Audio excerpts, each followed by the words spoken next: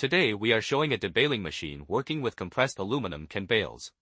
In many recycling plants, aluminum cans are first collected and compressed into dense bales for easier storage and transportation. But before further processing, these compact bales need to be opened up and loosened. That's where this machine comes in. Here you can see the bales being fed into the debaler. Instead of manual cutting or breaking, the machine automatically tears apart the compressed blocks.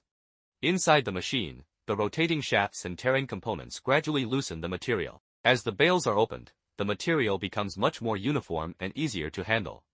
This is important for the next steps, such as sorting, shredding, or melting. Compared with manual work, this process is much safer and more efficient. It also helps avoid material loss and keeps the workflow continuous.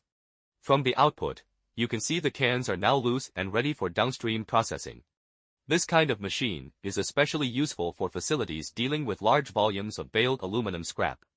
It improves feeding consistency and reduces labor requirements. In real operations, the debaler is usually placed at the very beginning of the recycling line, acting as the first step to prepare the material. If you are working with compressed cans or similar materials, this could be a practical solution to improve your recycling workflow.